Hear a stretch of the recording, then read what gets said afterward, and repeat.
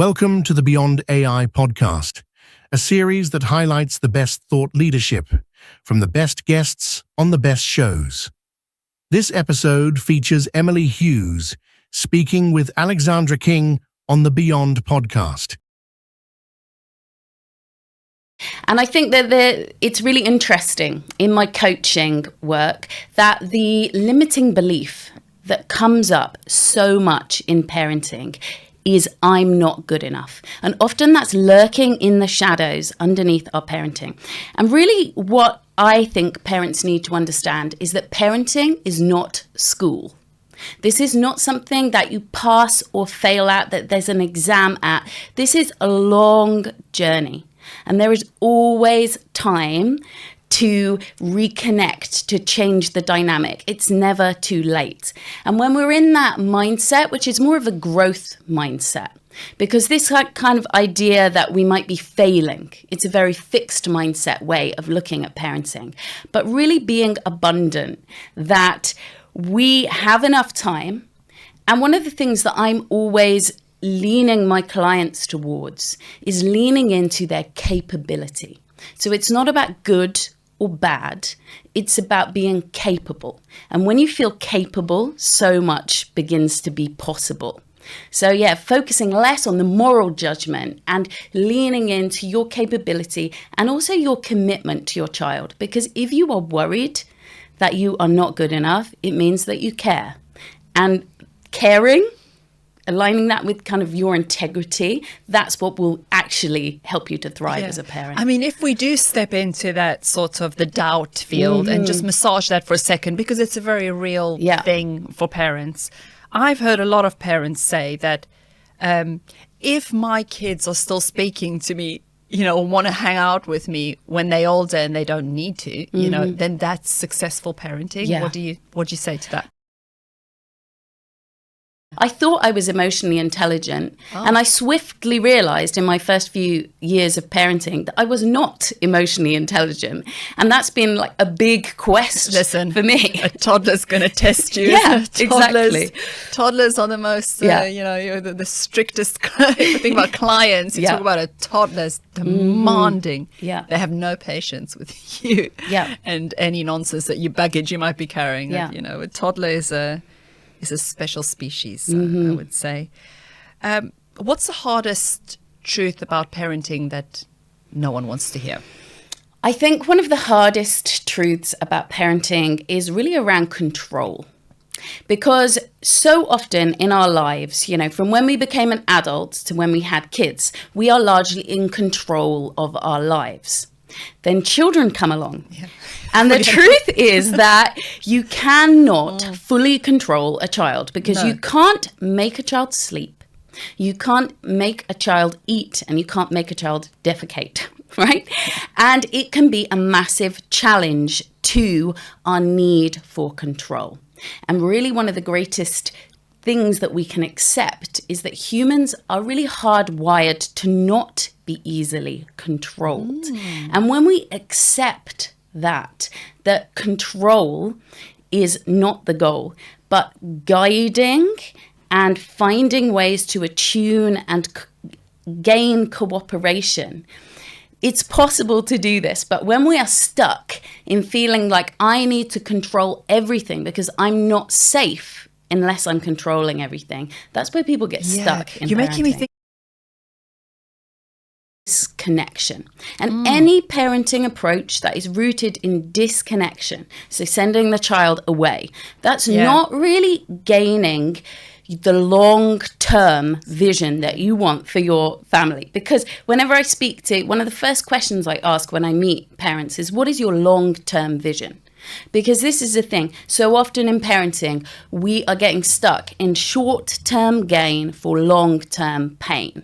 But really, when we think about what we truly want for our child's life, I believe that we all really deeply at our core want to raise wise elders. Now, that might sound a bit funny if you've got listening to this and you've got a 4-year-old at home, but I think that is really the end elder. point. It's good. That's really the end point, we is to raise a wise elder, right? Yeah. And if you are doing that through disconnection, through blame, shame, punishment, the child is not learning how to be wise. And so I think the parent's role through connection is to be the wise guide, the wise teacher. Because the truth is, if your child develops emotional intelligence, parenting is going to be so much easier for you. Growth there. I see parenting as the ultimate portal for personal growth, the ultimate portal, because your child is giving you many potential triggers. Oh yeah. And each of those triggers, you have the choice as to what to do with them. And this is why. So each trigger that your child gives you, we could look at it as being a gift. Now, I know that might seem like a little bit of a stretch, but it's a gift to understand yourself more deeply and to really understand what it is to be a human as well, because humans are emotionally messy and complicated, and parenting is the most emotionally complex thing you are ever likely to do.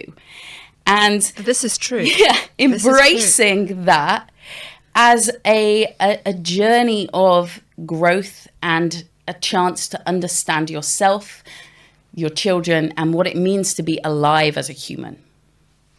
Tell that to the parents who have crayon all over their house and a mess. I mean, you've got to feel for parents sometimes, because some kids, and there's different levels, I suppose, of madness. But, these parents, they work so hard, as well, and they come back exhausted. And sometimes the kids, it is hard work. It's definitely a challenge to be a good parent, I think, for everyone.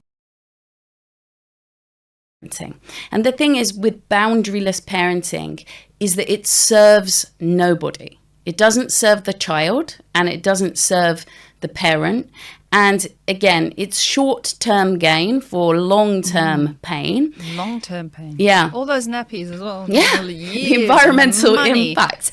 And really, I think what this is parents needing more trust that you can set boundaries. Within that boundary, the child will experience a small amount of suffering, right?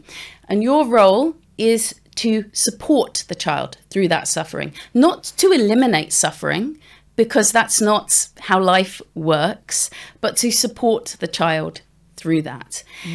And really that is where we can find more progress and more peace in our parenting. Helping each other. I think helping each other as parents, if you gently, if someone needs it, you can say, well, I'm available to do this and that. If you just helping each other, I think that's quite a cool thing to do, especially when you know each other, you're all in the same, your kids are friends, you might as well, if you can help someone, that's good. And also being prepared to suffer ourselves, because I think the inconvenience of having to go everywhere with a potty and have to, get them up and sit with them and wait, and it's all that inconvenience that we just have to also inconvenience ourselves. 100%. Get used to it. Your child. Okay. And if the child feels that they deeply belong in the family, everything else is slightly less important. And, in our culture, that. Belonging. Yeah. And belonging is the opposite of shame. So if you want to raise confident kids who are secure in themselves, we double down on belonging. And really within this is also like an attachment piece.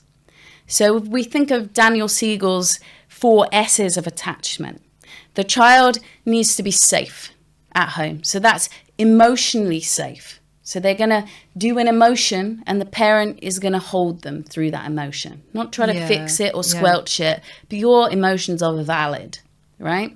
And obviously physically safe. They are valid, aren't they? They are valid. The child needs to be seen. And by that means you need to listen to your child more than you go in to fix, more than you go in to give advice. Listening to your child so that they feel deeply understood. Because if a child feels deeply understood at home, they are able to weather the storms of being not understood in other environments if they feel deeply understood at home. Soothed, It's the next S. And that really, the world would be a much, much better place if everybody was more soothed. And so often as parents, that not is inflamed. Yes, exactly. So often as parents, that's what we're needing, is to feel more soothed. And then basically, if you do those three things repeatedly over time, that creates the fourth S, which is a secure attachment. It for bullies. But a kid who understands their boundaries, who knows their worth, who knows that they belong, who has a stronger boundary, they're less of a target for bullies, because when a bully tries to take their energy, the child protects their energy. Yeah, and they need those lessons. You know, they need the bullies and the rogue ones and the strange ones and these ones and the ones that don't talk and the ones that talk too much, because that's going to be life. Yeah. So if they don't practice now, not everything's rosy. Yeah. Please do encounter a bully and a weird one and a whatever, a wacky type and one that you don't understand, and the nice ones, and encounter them all, because that's going to be the kaleidoscope of... and add. That was Emily Hughes speaking with Alexandra King on the Beyond podcast. Visit beyondai.media to learn more. See you on the next episode.